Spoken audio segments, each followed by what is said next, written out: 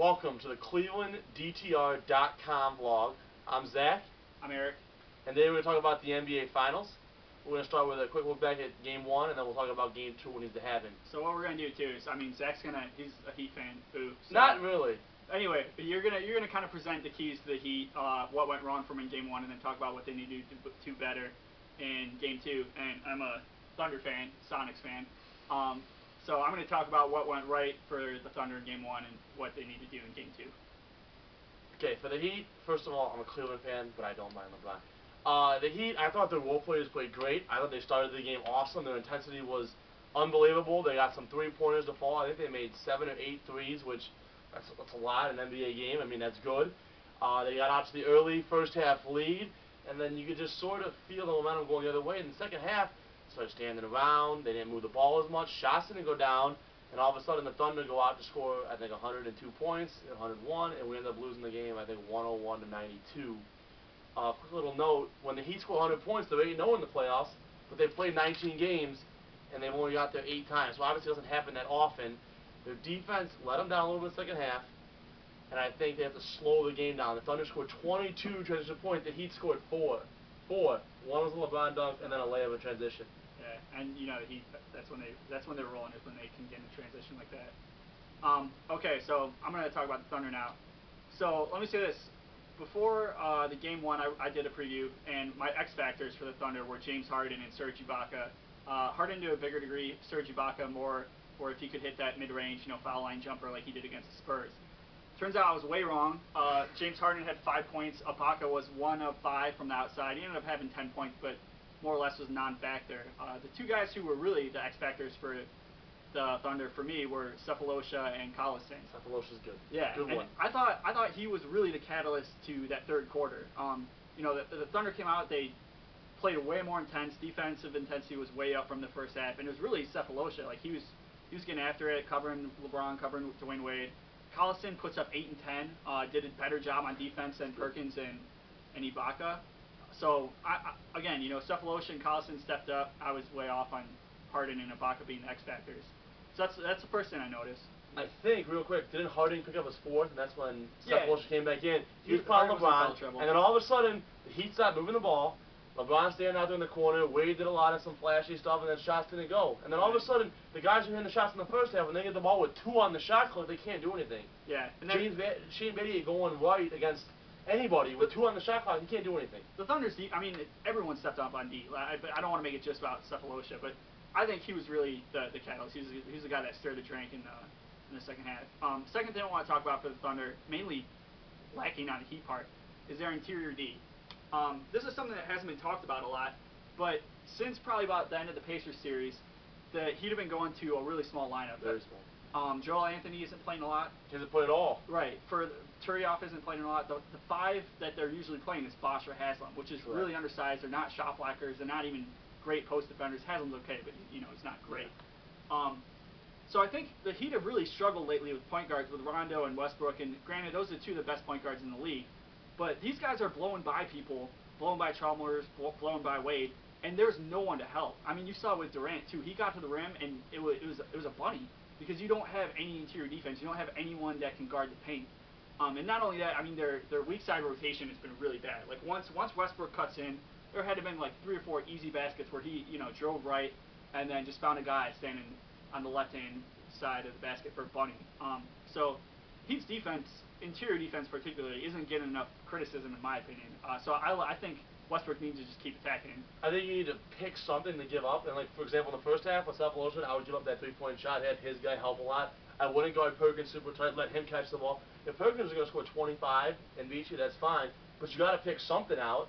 Yeah. Right? They shot over 50% for the game. Well, over 50% I'm for just the saying, game. in general, their interior defense, and I'm not sure how he gets better besides playing Joel Anthony, maybe playing Turioff. Like that's what I'm saying. It's just the brand of ball they're playing right now. This small ball.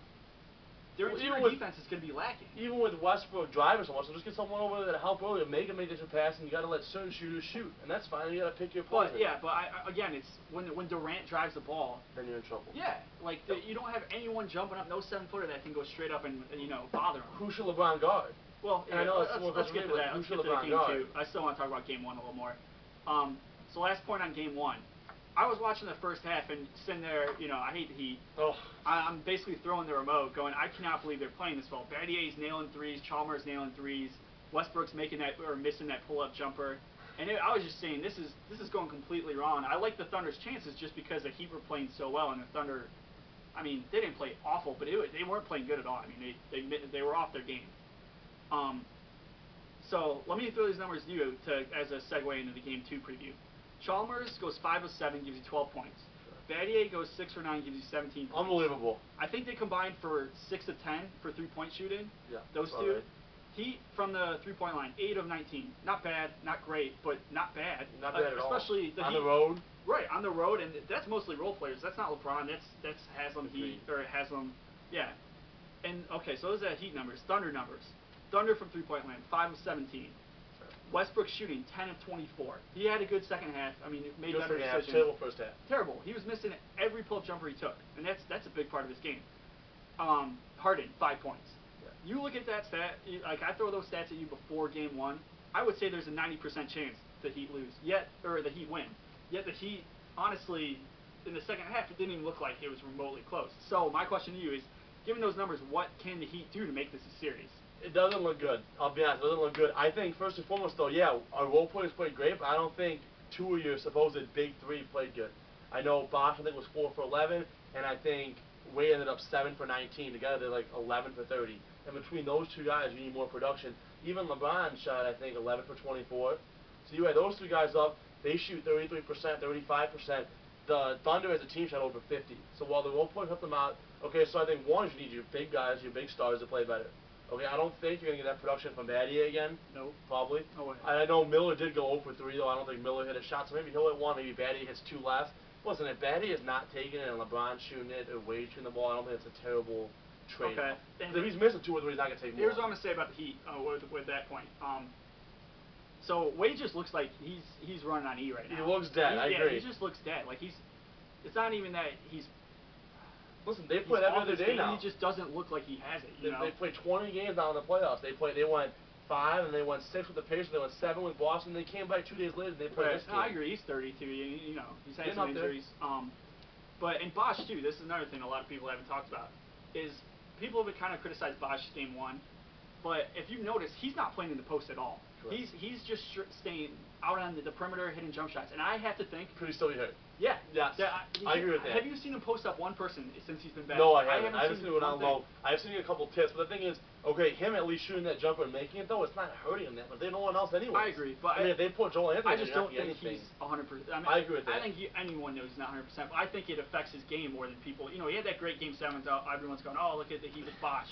But he's still, he's not there yet. Yeah. I agree with that. I love that point. I would think at the end of the day, in order to win Game 2, though, in order to win any game in this series, they're going to have to play defense. And I don't think if they don't win Game 2, I really think this series is over, to be honest. I don't think they'll win 3 in a row at Miami. I think the Thunder will get at least 1, and there's no way. No, I agree. So they have to win tonight. I think the biggest thing on defense, you got to get them under 50%. You got to hold them down. And to be honest, you're going to want to win a game in the upper 80s, low 90s. You're not going to want to get to the 100s. You get to the 100s, you don't have as much scoring. You just don't.